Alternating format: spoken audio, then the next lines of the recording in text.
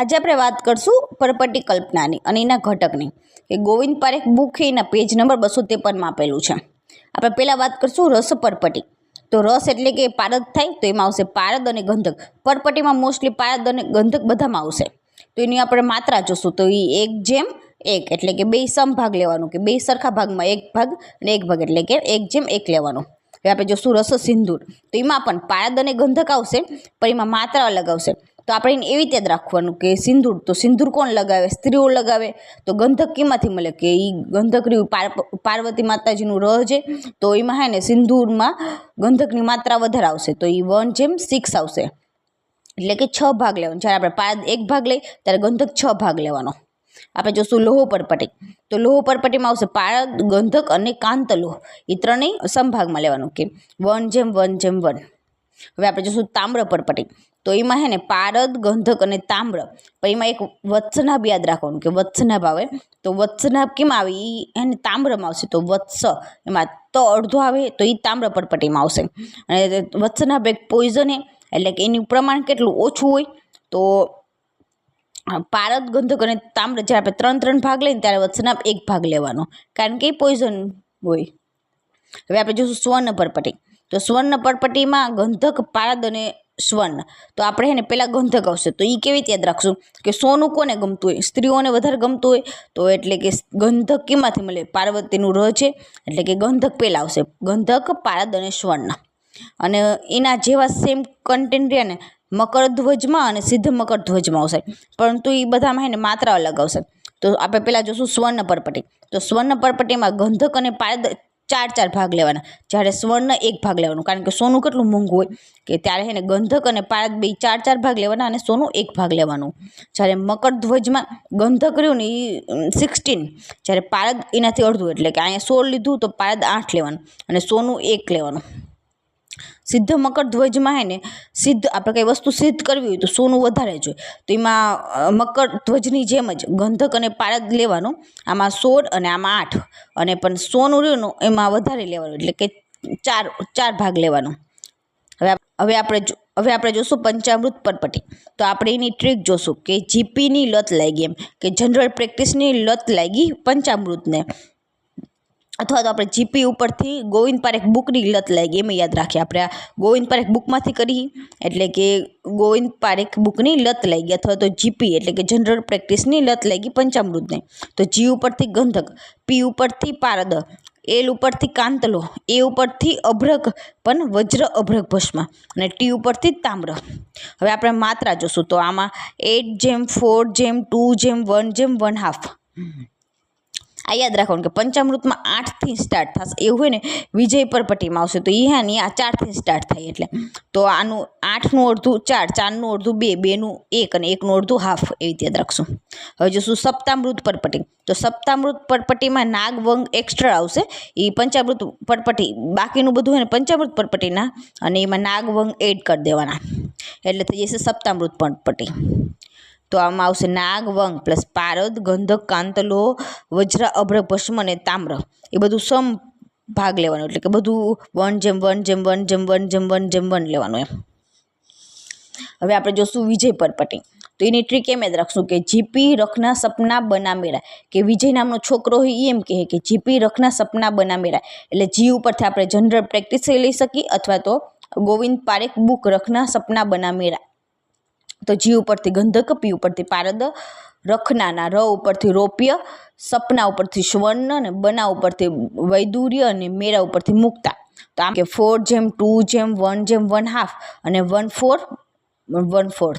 પંચામૃત પરપટીમાં તામ્ર. તો તામ્રમાં 2 શબ્દ તામ્ર એટલે 2 શબ્દ થયા 2 વર્ડ થયા તો એમાં હે ને 1/2 આવશે એટલે પાછળ 1/2થી પૂરું થવું જોઈએ.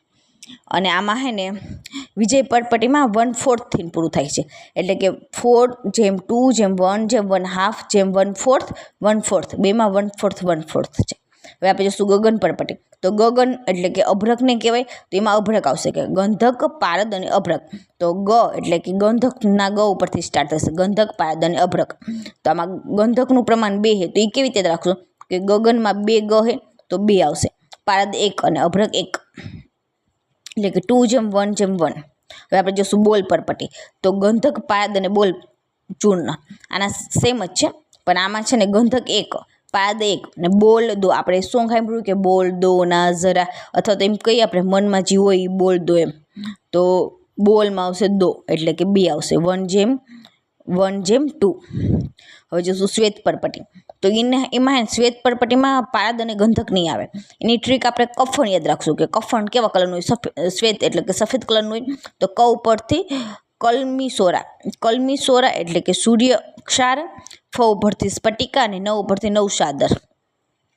તો ક ઉપરથી એટલે કફનને આપણે ક્યાં રાખી કે સૂર્યપ્રકાશ વધારે મળતો હોય, તો એમાં સૂર્યક્ષારનું પ્રમાણ વધારે આવશે એટલે કે 16 પ્રમાણ આવશે.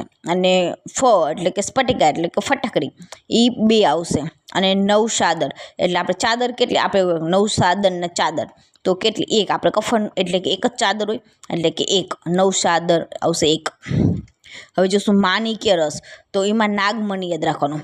અને સમીર પન્નગ, તો એમાં સેમ આવશે પણ ખાલી એક આમાં નાગ આવશે માણિક્ય રસમાં, જ્યારે સમીર પન્નગમાં મલલ આવશે. એટલે એ 2 એક ડિફરન્સ છે, યાદ રાખવાનું.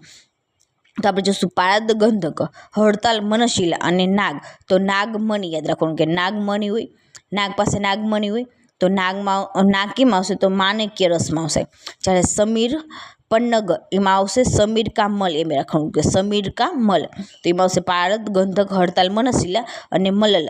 તો આમાં બધા 1:1 એટલે બધા સમભાગ લેવાનો આવશે. હવે આપણે જોશું મુગ્ધ રસ એટલે કે ખપા, એટલે કે આપણે ખફા થઈ ગયા એમ, કે ખફા થઈ ગયા એમ, મુગ્ધ થઈ ગયા એટલે કે ખફા થઈ ગયા. તો ખ ઉપરથી ખટિકા અને પ ઉપરથી પારદ. તો 2 વર્ડ ખપા, તો હે ને 2 થી સ્ટાર્ટ થશે કે 2:1. હવે આપણે જોશું સ્વર્ણવંગ, તો એની ટ્રીક એમ યાદ રાખશું કે પીજી કા નયા બનેગા સૂર્ય, તો પી ઉપરથી પારદ, જી ઉપરથી ગંધક, નયા ઉપરથી નવશાદર, બનેગા ઉપરથી બ ઉપરથી બંગ, સૂર્ય ઉપરથી સૂર્યક્ષાર. તો એનું પ્રમાણ 1:1:1:1:8. સ્વર્ણવંગ એમાં આપણે પ્રમાણ જોશું, તો પારદ 1 ભાગ, ગંધક 1 ભાગ, નવશાદર 1 ભાગ, વંગ 1 ભાગ, પણ એમાં હે ને સૂર્યક્ષાર રહ્યું ને 1:8.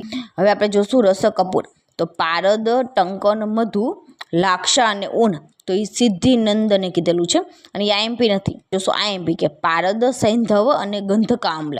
અને રસ કપૂરમાં પારદ અને સૈંધવ આ બેમાં પારદ સૈંધવ રહ્યું ને 2 સેમ હે, કોમન હે, કે રસ કપૂરમાં અને રસ પુષ્પમાં જેમાં પારદ અને સૈંધવ 2માં આવે છે.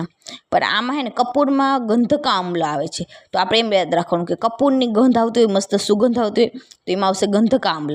અને જ્યારે રસ પુષ્પમાં આવશે કાશિસ, તો આપણે એમ કહેતા હોય કાશિસ પુષ્પ, તો પુષ્પ ઉપરથી કાશિસ. આમાં પારદ 1 ભાગ લેવાનું, સૈંધવ 1 ભાગ લેવાનું, જ્યારે ગંધક અમ્લ 1.5 ભાગ લેવાનો. એટલે ગંધક 1 અને અડધું અમ્લ એટલે કે અડધું એટલે કે 1.5 થયું, તો એ 1.5 ભાગ આવશે. અને પારદ અને સૈંધવ 1 ભાગ આવશે. રસ પુષ્પમાં પારદ 1 ભાગ, સૈંધવ 1 ભાગ અને કાશિસ 1 ભાગ, એટલે 3 સમભાગ લેવાનો. હવે આપણે જોશું રોગાધિકાર, જોશું તામ્ર પરપટી. તો યોગ રત્નાકારે કાશ કીધેલું છે, જ્યારે રસ રત્ન સમૂહ છે કુષ્ઠ કીધેલું છે.